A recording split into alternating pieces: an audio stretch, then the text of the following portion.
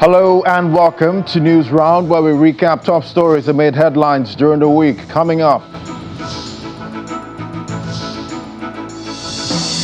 hunt them down. President Tinubu tasks IGP service chiefs to end the bloodshed and bring killers to justice.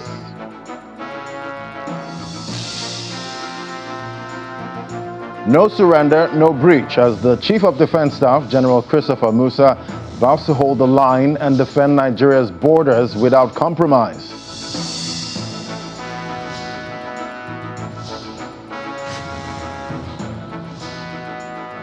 Natasha faces the gavel as federal government arraigned suspended senator over defamation claims that have stirred political waters. And the West pressures Iran as UK, France, and Germany in urgent talks as Trump's deadline looms over Tehran.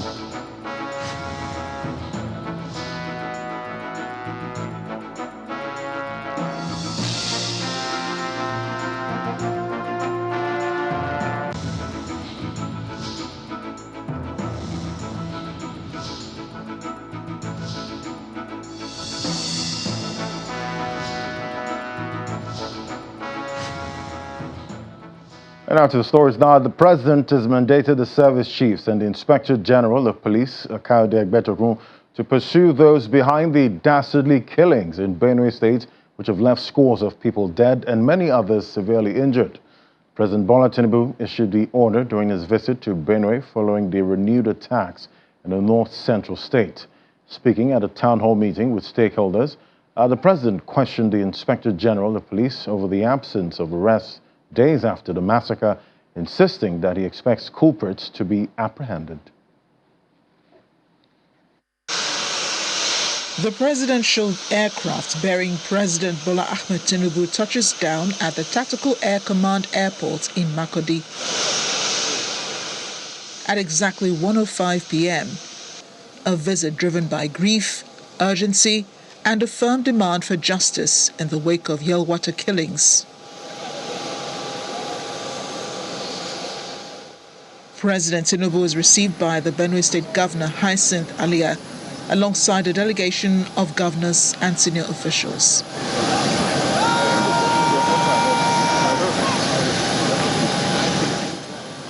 The president then proceeds to the Benue State University Teaching Hospital, where he visits victims of last Saturday's brutal attack on Yelwata. Some of them took 4 units of blood, 6 units, and multiple units. So if you have started at 4 points, it means that we also have serious problems because we have to join the intestines at those points. He offers words of sympathy and solidarity to the injured, many of whom are battling life-threatening wounds. Elsewhere in Makurdi, the new banquet hall of the Benue State Government House is packed to capacity. Dignitaries present include traditional rulers, led by the Tiv, service chiefs, federal and state lawmakers, as well as APC national chairman and key cabinet ministers. President Tinubu enters the hall alongside Governor Hyacinth Alia as the high-level stakeholders meeting begins. Opening the conversation on the tragic killings in Benue State, the Tiv delivers a solemn appeal to President Tinubu. What we are dealing with in Benue is a calculated, well-planned, full-scale genocidal invasion and land-grabbing campaign by header terrorists and bandits, which has been on for decades and is worsening every year. Wrong diagnosis will always lead to wrong treatment. So we are dealing with something far more sinister than we think about. It's not learning to live with your neighbors. It is dealing with a war. We appeal to you to end the genocide going on in Benue State and the insecurity in all parts of Nigeria. We know you are capable of doing it, sir. If not, we'd say this more than this. Governor Alia then mounts the podium with an appeal to the federal government to establish state police and an intervention fund following the fresh wave of killings in the north central state. While we continue to mourn our losses and rebuild from the ashes of pain, we humbly urge the federal government to consider establishing a special intervention fund for communities affected by these incessant attacks in Benue State. Such a fund would go a long way in supporting the rehabilitation of the displaced persons, rebuilding of destroyed infrastructure, and restoring the livelihoods of our farmers and families whose lives have been upended. President, Federal Republic of Nigeria.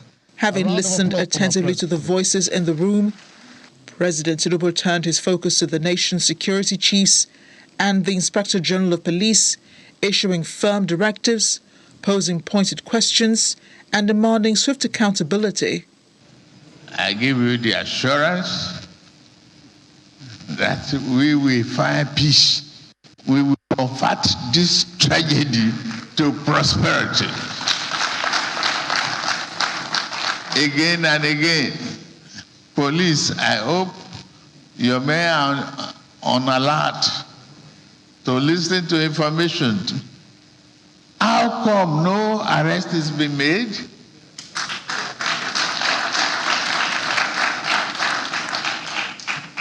I expect there should be arrests of those criminals.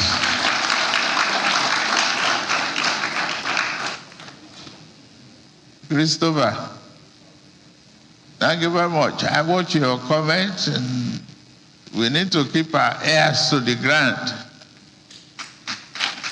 Let's get to those criminals.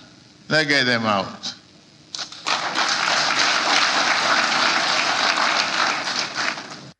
As the dust settles in Makurdi, President Tinubu's visit leaves behind not just words, but weighty expectations for action, for justice, and for healing. And it's been a challenging period for Nigeria in terms of security in recent times, with the latest searchlight beaming on Benue. Yet the Chief of Defense Staff, General Christopher Musa, is pledging the commitment of the armed forces of Nigeria to defend the territorial integrity of the nation. He made the pledge at a parley with media executives in Abuja to mark his second year in office. General Musa says the armed forces, in collaboration with other security agencies, remain committed to overcoming all security challenges. It's an opportunity to cross-fertilize ideas as the Chief of Defense Staff, General Chris Musa, leads service chiefs and principal officers of the armed forces to this parley with media executives and defense correspondents. Let me begin by appreciating the Chief of Defense Staff begins the conversation as he reaffirms the commitment of the military to ensure a safe and secure Nigeria. Let me reaffirm that the armed forces of Nigeria remains unwavering in its mission to protect the sovereignty and territorial integrity of our country.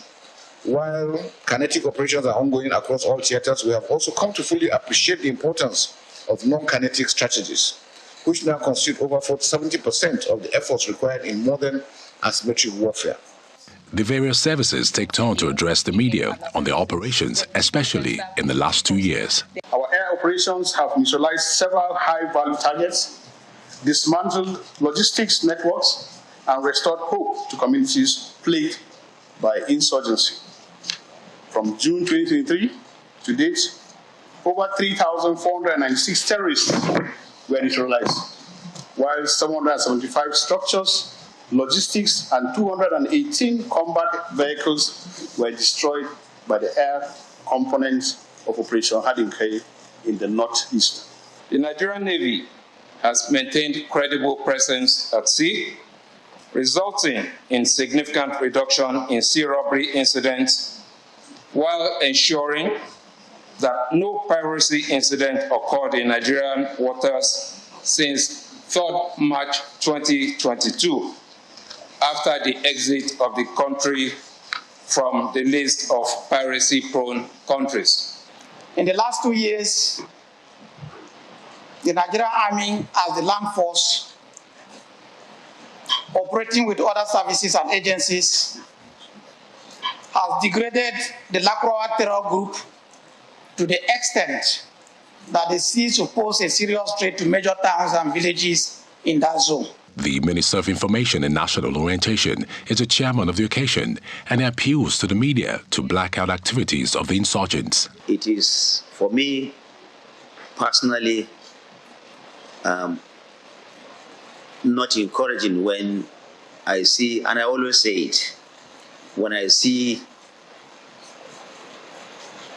the Nigerian media prioritizing the news of these terrorists and criminal elements over and above what our men and women in uniform are doing.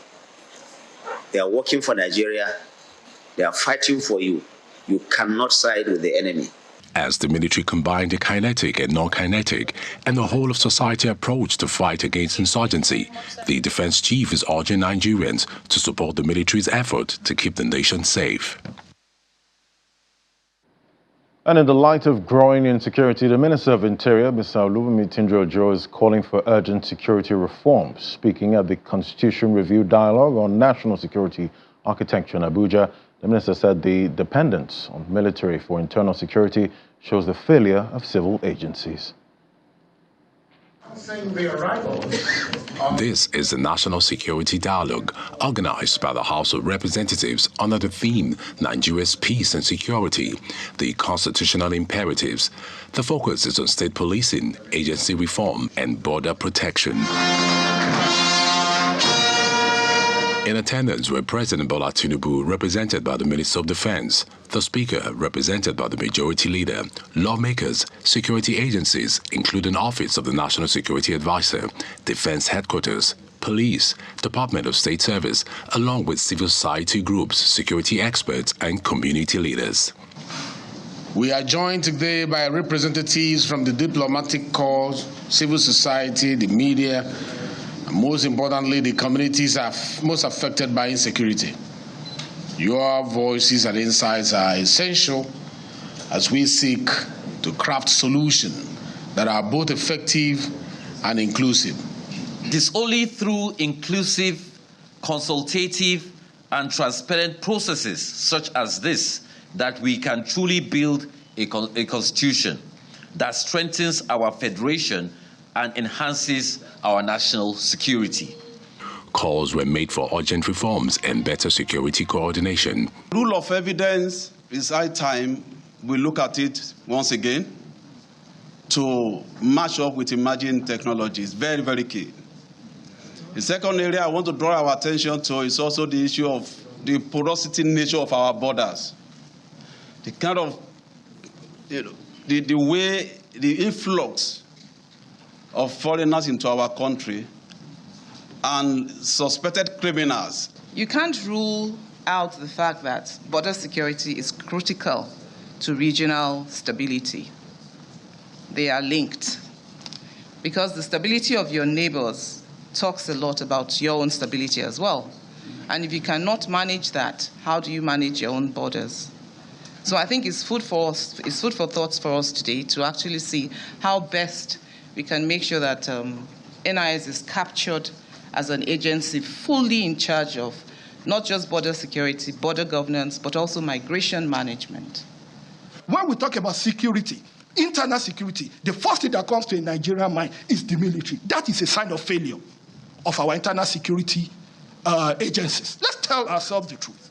So for me, the police, in terms of adequate funding, I do not see a reason why our police, for instance, should even rely on budgetary allocation. The Interior Minister also called for reforms to replace failing structures in security agencies. There are some of our agencies that were formed under the military, that the rationale and the justification of their formation at this stage has moved beyond that.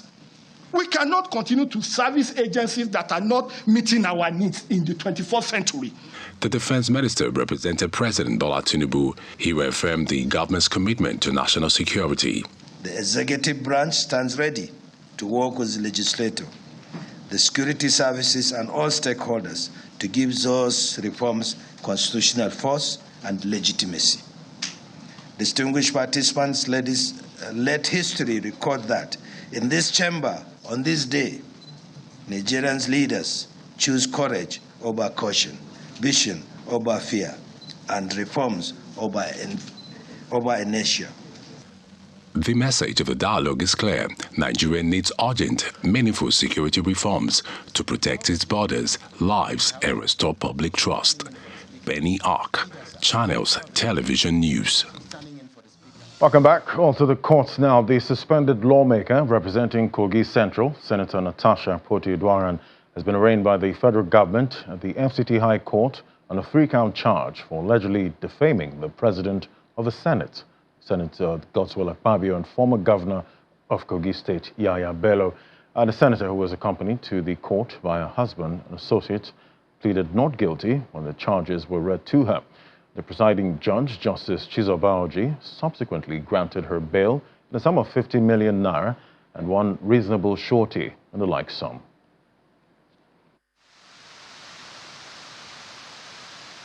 The lawmaker representing Kogi Central in the National Assembly, Senator Natasha Poti-Udwaran, arrived at Federal Capital Territory High Court with smiles for her arraignment by the federal government on allegations of defaming the Senate President and former Kogi State Governor, Mr. Yahaya Bello. She's accompanied by her husband and former Education Minister, Mrs. Obi Ezekwesili, social activist Aisha Yesufu, and other supporters. At the commencement of the hearing, Senator Poti-Udwaran pleaded not guilty to the 3-count charge when it was read to her.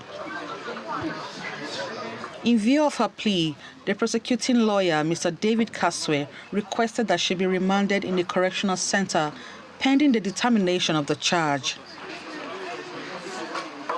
However, counsel to Senator Poti-Udwaran, Professor Roland Otaru, sought and got permission to move bail application for the defendant on the grounds that it was matured for hearing, having been served on the prosecution.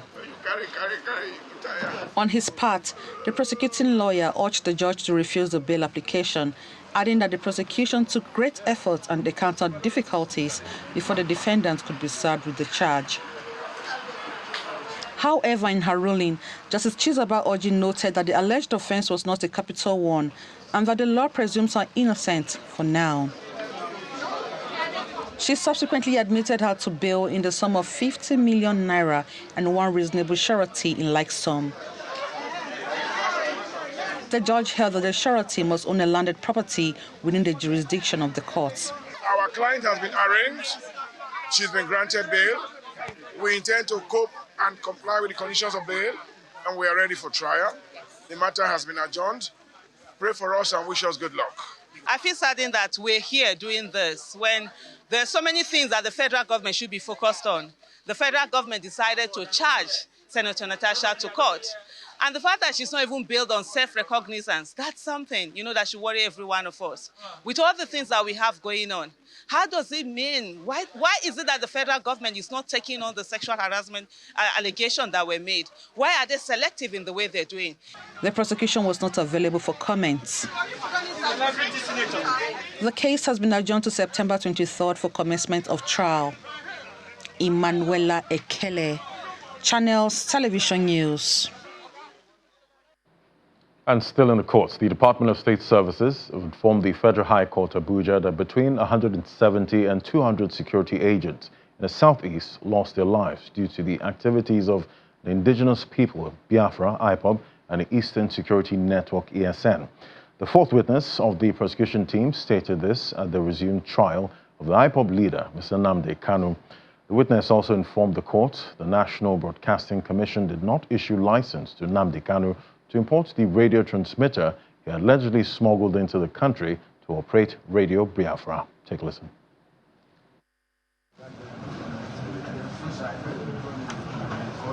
The trial of the leader of the indigenous people of Biafra, Mr. Nnamdi Kanu, continues at the Federal High Court Abuja with the testimony of the fourth prosecution witness.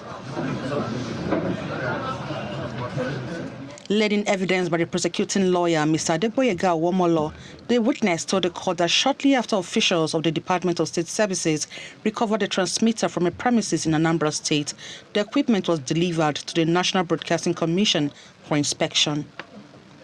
Quoting the report, the witness explains that the transmitter is German-made and is made for use on FM frequency. The witness states that the report also stated that the transmitter can only be procured and installed after being issued a license, which the NBC did not license for Radio Biafra to broadcast in Nigeria. He also said that investigation confirmed that the defendant is the owner of the transmitter, which he kept in the premises of one Benjamin Madubugu. The witness also testified that a member of the Eastern Security Network, who he identified as Uzoma Benjamin, spoke about how they allegedly received directives from Kanu to kill security agents and ensure that a deceased member of the group, known as Ikonso, was buried with 2,000 human heads, adding that only 30 heads were buried. He also gave details of how the late former aide to ex-President Goodluck Jonathan, Mr. Ahmed Goodluck, was killed in Owerri, Imo State. He said the investigation revealed that the invasion of Owerri prison by IPOB members was directed by Mr. Kanu in one of his broadcasts for his followers to attack and kill security operatives of the federal government of Nigeria. The witness adds that there are records about the number of security agents allegedly killed in the southeast and that the number stands between 170 and 200. Under cross-examination by defense lawyer Mr. Onyechik Peazu, the witness said that there is no record of the importation of the transmitter, said to have been smuggled into the country by Kanu. When asked if he's aware that Radio Biafra was registered in London and broadcast from there, the witness said that when Kanu was arrested in Lagos in 2016, he was arrested with his broadcast equipment. The witness asked that he's not aware that the Imo State government issued a statement to the effect that Goodluck's death was political. At the end of the cross-examination, the trial judge, Justice James Omotosho, adjourned further hearing till Thursday, June 19, 2025, for the prosecution to call its fifth witness. Emanuela Ekele, Channels Television News. And to other matters, 4 partnerships worth 110 million euros have been signed between the ECOWAS and some development partners, including the European Union, the Spanish and German government for peace, development and trade. Speaking at the ceremony in Abuja, the president of the ECOWAS Commission, Mr. Omar Toure, emphasized the need for peace and development in the region, stressing that the regional body will maintain status on the recent pullout of some of its members. This hall at the ECOWAS Secretariat is hosting development partners to foster partnerships that will see more collaboration, peace and trade in West Africa sub-region. The partnership is four-pronged, including support for ECOWAS peace and security and governance, support for the implementation of African Continental Free Trade Area, support for organizational development and institutional support phase 2, and the Africa Trade and Competitiveness and Market Access. Today, ECOWAS stands as a powerful example of this long-term vision. In a world facing growing uncertainty, this region continues to pursue its vision of a peaceful and prosperous area, governed by strong institutions that uphold fundamental freedoms and promote inclusive and sustainable development. The project is estimated at a cost of 110 million euros. It is expected to be funded through a €1 million contribution from Spain and a 50-50 contribution from the European Union and Germany. The overall objective is for the common good of West African sub-region. These initiatives launched today address both urgent needs and long-term goals, empowering private sector, modernizing cross-border trade, supporting regional responses to insecurity, and strengthening the governance of the Commission. The ECOWAS president is excited at the gesture, but quickly adds that the pullout of some countries from the bloc will not in any way affect the movement of goods and services across the region, noting that the foundation upon which the institution was built 50 years ago will be sustained.